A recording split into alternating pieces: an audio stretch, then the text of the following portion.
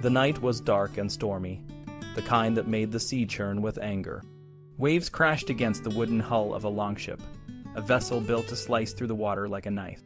Inside, a group of men huddled together, their faces illuminated only by the flicker of a single lantern.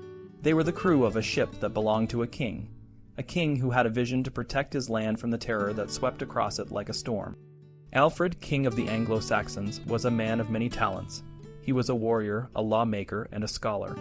But above all, he was a leader who understood the importance of defense. In the mid-1990s, Edwin and Joyce Gifford showed the world just how advanced Alfred's longships were. They built half-scale models of these vessels after years of research, and what they found was astonishing. These ships, built in the Sutton Hoo style, could carry up to 140 men and sail at speeds of up to 12 knots. Under oar, they could move at 7 knots, fast enough to reach any threatened beach within 2 hours of the alarm. Alfred's coastal forts, or bars, were strategically placed no more than 25 miles apart. This meant that when the alarm was raised, a fleet could be ready to defend the coastline almost immediately. The Vikings, who had terrorized the land for years, found it increasingly difficult to raid and pillage.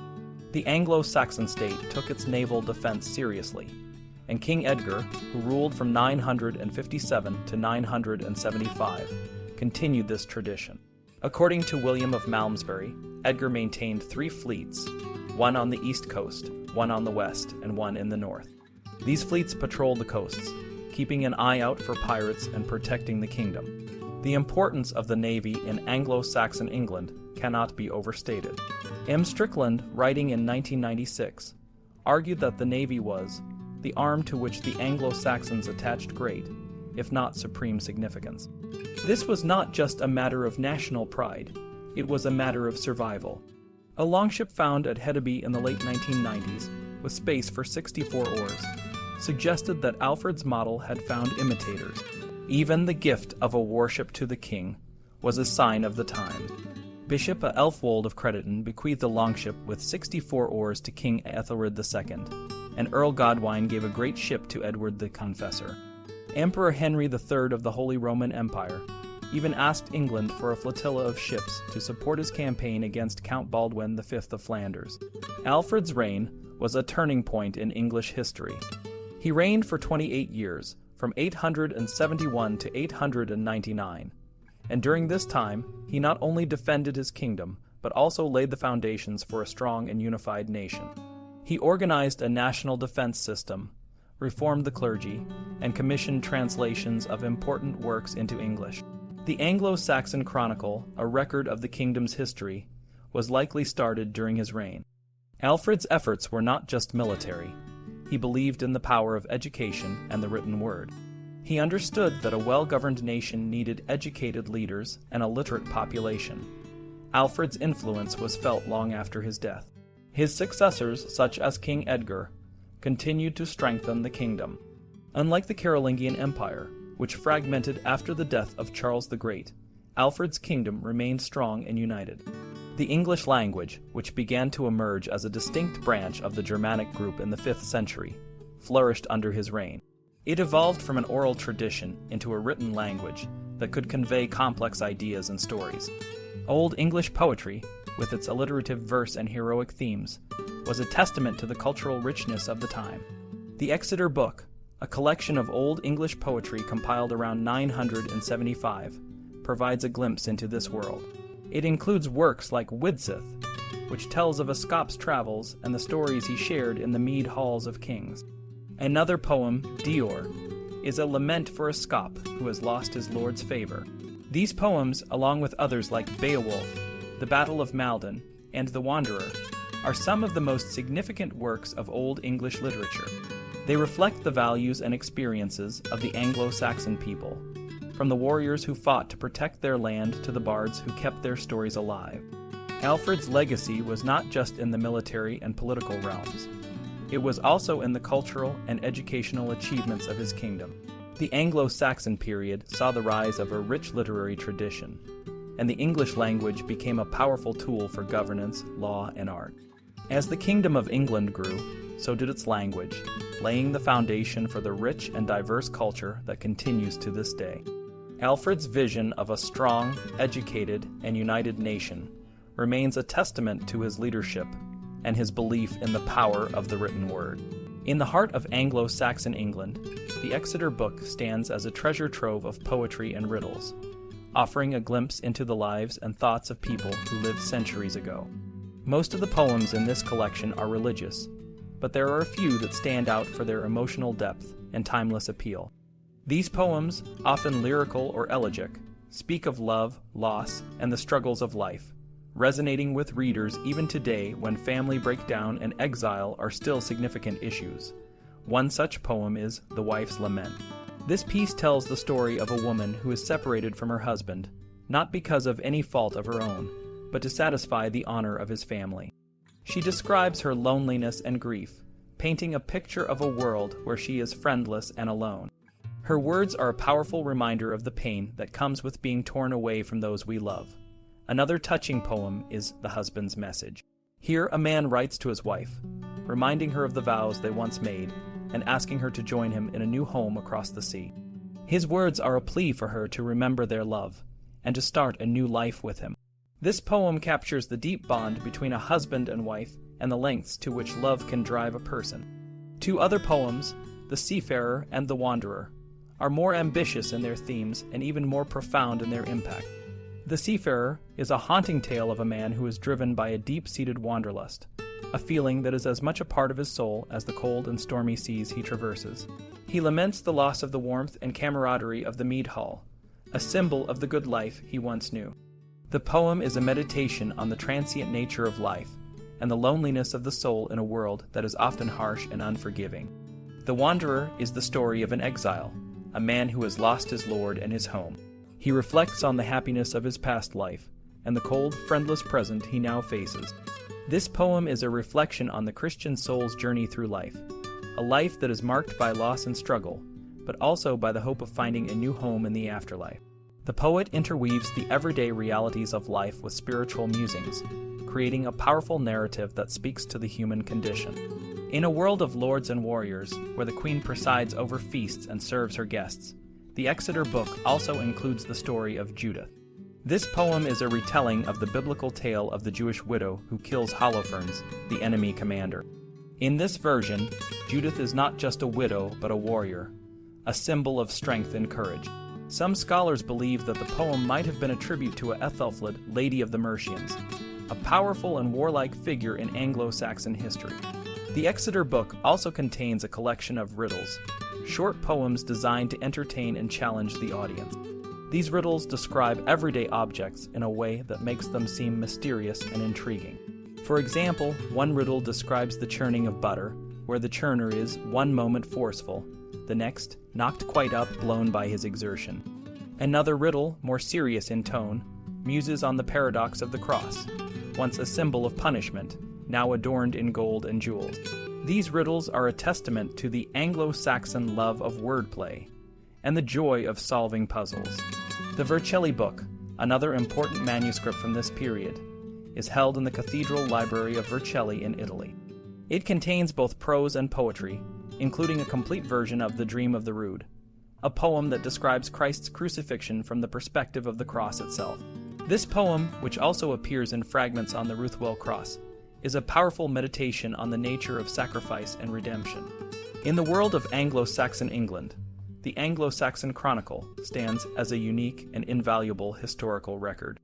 Spanning over 660 years, from the year 494 to 1154, the Chronicle provides a detailed account of the events that shaped the nation. Written in Old English, it is a remarkable example of early vernacular prose. The Chronicle not only records battles and the succession of kings and bishops, but also includes vivid descriptions of everyday life and detailed narratives of significant events. For instance, it describes a murderous attack on King Cynewulf of Wessex and the brutal slaughter of monks at Glastonbury. The Chronicle even contains a majestic poem celebrating the victory at Brunanburh in 937. Alfred, a distinguished scholar and abbot, was a key figure in the development of Old English prose. He wrote extensively in the vernacular, aiming to make religious and educational texts accessible to the common people. His works, such as the Catholic homilies and Lives of Saints, are known for their clarity and beauty. Alfred's Colloquy, a Latin grammar written in English, is a fascinating window into the life of early 11th century England. It takes the form of conversations between a teacher and his pupil, as well as various lay people, providing insights into the daily life and occupations of the time. Alfred was deeply concerned with the education of the clergy and the need to explain complex theological concepts in the vernacular. He tackled questions about the nature of the Christian soul and the afterlife, drawing on both classical and biblical traditions. His work reflects a commitment to making the teachings of the Church understandable to all, a principle that was central to the Anglo-Saxon vision of a well-educated and well-grounded clergy.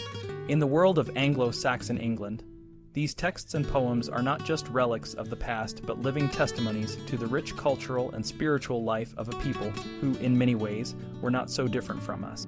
They speak of love, loss, and the eternal quest for meaning, reminding us that the human experience is a thread that connects us across the centuries. In the world of Anglo-Saxon England, written words were a rare and precious commodity. One of the most notable works of this era was a biblical treatise by Alfred, a respected priest and scholar.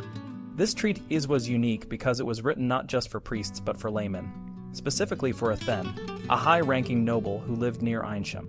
The thegn had been urging Alfred to write more books in English, and this treatise was a response to his request.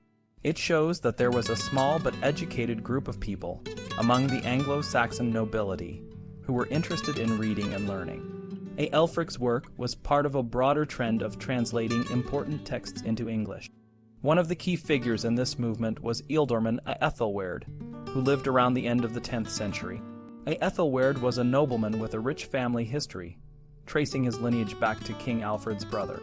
He wrote a Latin chronicle based on the Anglo-Saxon Chronicle, which he dedicated to his German cousin, an abbess named Matilda. Ethelwerd praised the efforts of his ancestors who had translated complex Latin texts into English, making them accessible to the general population. He believed that these translations brought the beauty and depth of literature to the people in their own language. After the Norman conquest in 1066, the use of the English language in writing continued, though it faced significant challenges. One of the most remarkable examples of this persistence is the Peterborough Chronicle. This version of the Anglo-Saxon Chronicle was updated until 1154, long after the Normans had taken control. The monks at Peterborough Abbey, located near the Fens, continued to record national events in English, showing their strong allegiance to their Anglo-Saxon heritage. The Chronicle's continuation can be seen as an act of defiance against the new Norman rulers.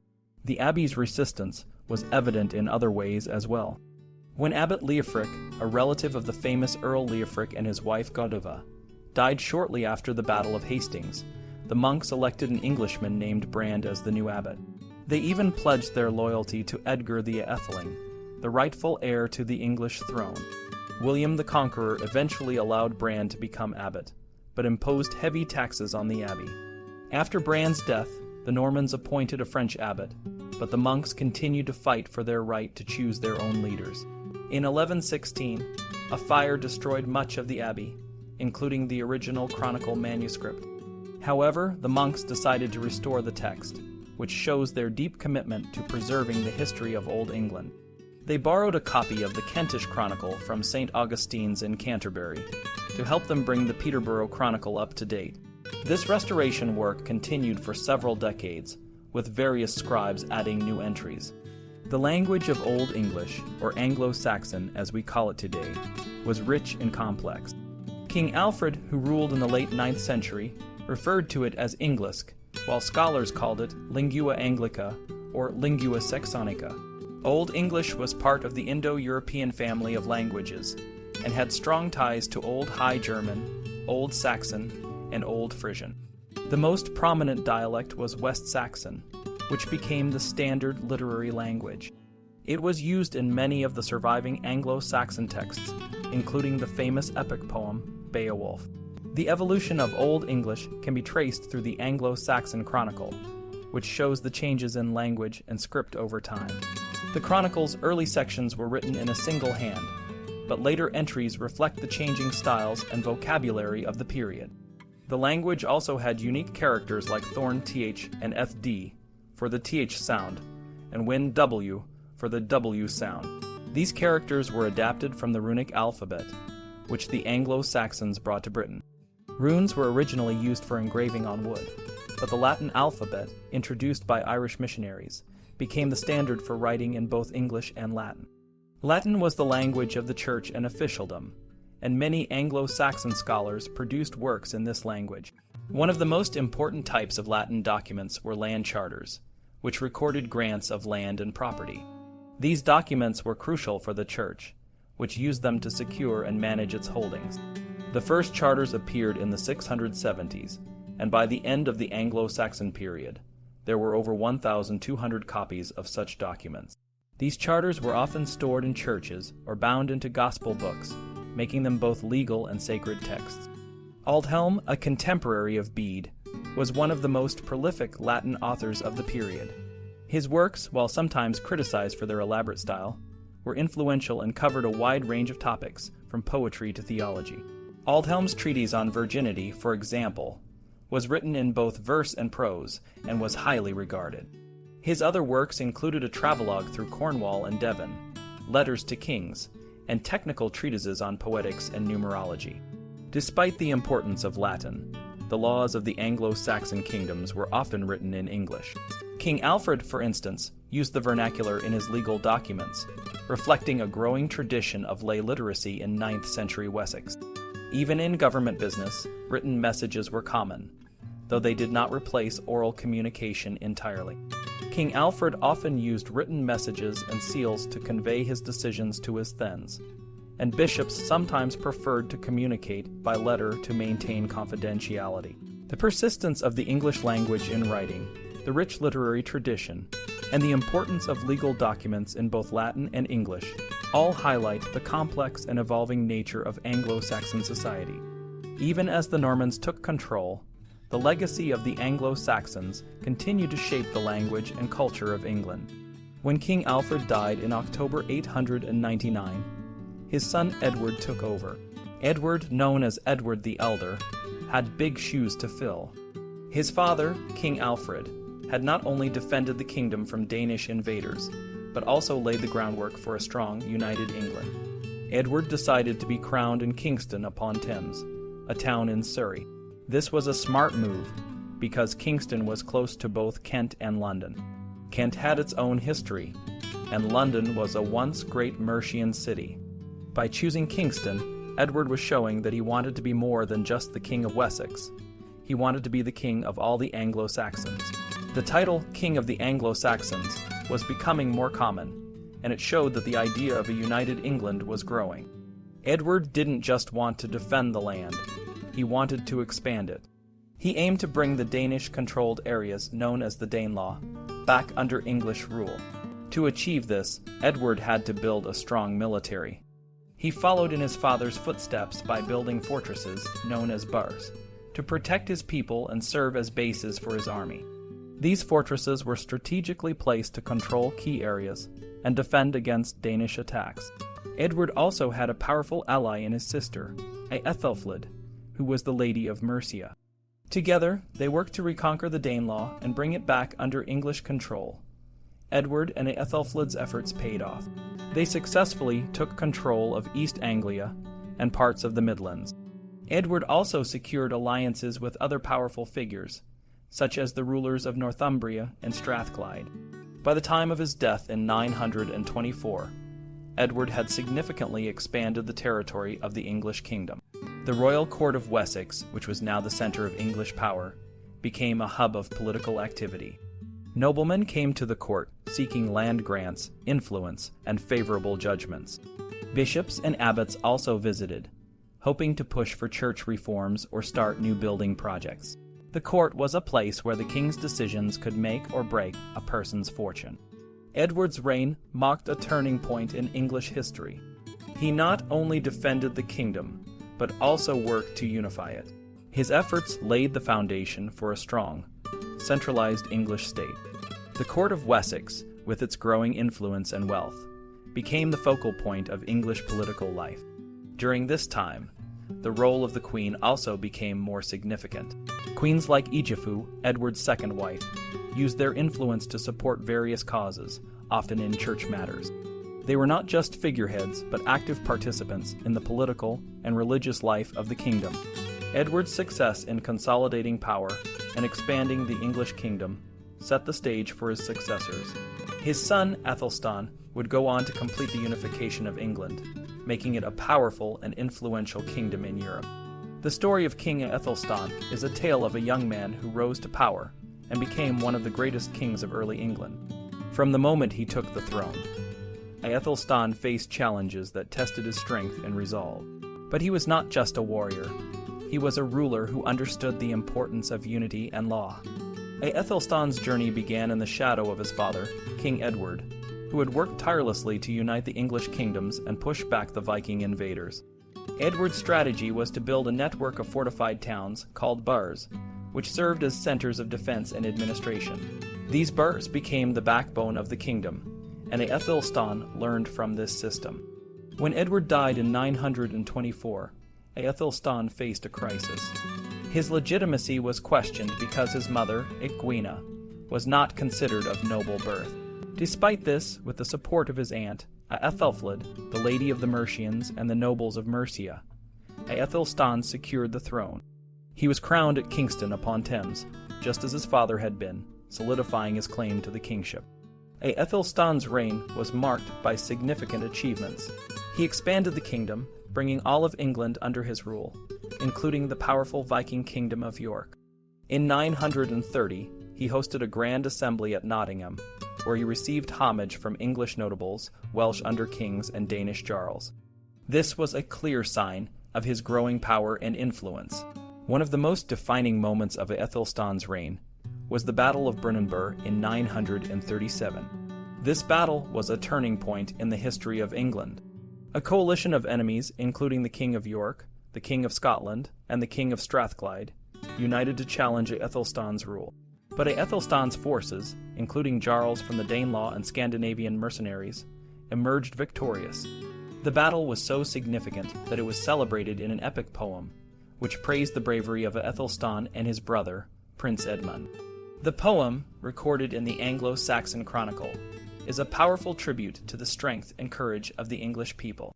Aethelstan's rule was not only about military conquest. He was a patron of the arts and a reformer of the law. He established new laws and worked to standardize the currency, laying the groundwork for a more unified and prosperous kingdom. He also encouraged the spread of the cult of St. Cuthbert, a northern saint, to promote unity and cultural ties across the kingdom. Aethelstan's court was a hub of activity, attracting nobles from all over England and beyond. Welsh rulers who had once been independent kings now submitted to his authority, becoming sub-rulers. This was a sign of the immense respect and power that Aethelstan commanded. By the end of his reign in 939, Aethelstan had transformed England into a powerful and united kingdom. He was recognized as the ruler of all Britain, from the borders of Scotland to the southern coast. His legacy lived on in the laws, the burhs, and the cultural developments that he initiated. Aethelstan's reign was a shining example of what a strong and visionary leader could achieve, and his memory continued to inspire future generations of English rulers. So, as the sun set on Aethelstan's reign, his achievements stood as a testament to his leadership and the enduring strength of the English people. He was more than just a king. He was a legend, a ruler of the whole of Britain.